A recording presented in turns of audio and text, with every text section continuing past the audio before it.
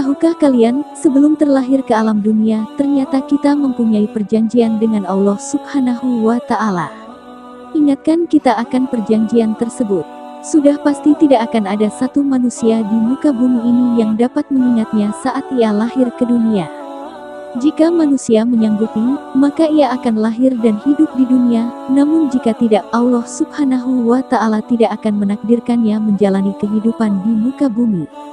Sebagaimana firman Allah Subhanahu wa Ta'ala dalam Quran Surat Al-Hadid nomor 8. Dan mengapa kamu tidak beriman kepada Allah, padahal Rasul mengajak kamu beriman kepada Tuhanmu? Dan Dia telah mengambil janji setia-Mu jika kamu orang-orang mukmin.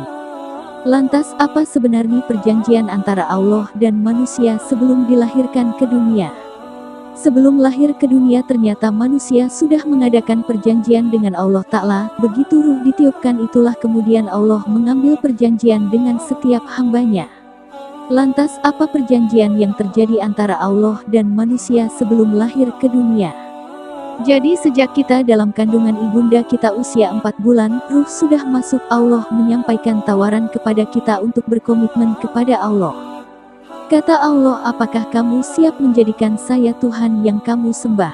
Maka dengan itu saya akan penuhi semua kebutuhanmu. Kalau kamu minta saya beri, kamu sakit saya sembuhkan, kamu butuh saya anugerahkan, kamu ingin saya persembahkan, kamu ingin rezeki saya tampilkan, kamu sakit saya sembuhkan, kamu salah saya maafkan, kamu dosa saya ampuni. Maka kita katakan, ya Allah siap tanpa pertimbangan lagi. Kami yakin, kami akan sembah Engkau sebagai Tuhan dan ya Allah mohon nanti saat terlahir kabulkan setiap kebutuhan yang kami dapatkan. Kalau kami butuh kami akan minta, kalau kami sakit kami akan mohon disembuhkan, kalau kami salah kami akan mohon dimaafkan, kalau kami berdosa kami mohon diampuni ya Allah. Itulah perjanjian kita, maka kita katakan syahidna, yang artinya kami bersyahadat. Untuk itulah Nabi mengatakan setiap yang terlahir itu sudah ada fitrah di dalam dirinya kecenderungan untuk mendekat kepada Allah Subhanahu wa Ta'ala. Oleh karena itu Allah akan menetapkan kejadian-kejadian dalam setiap kehidupan manusia dengan tujuan agar meminta dan memohon hanya kepadanya yang setiap doa diawali dengan kata Rabb.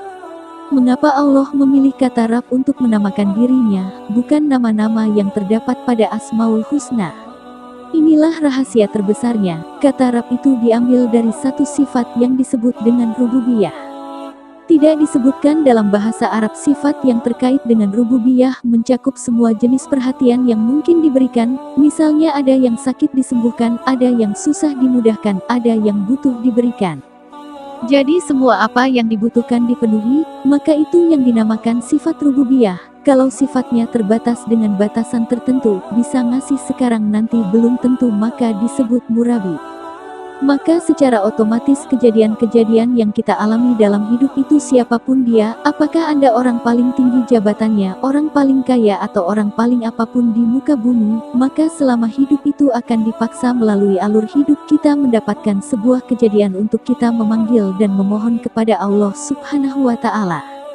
Demikian perjanji manusia dengan Allah sebelum lahir ke dunia.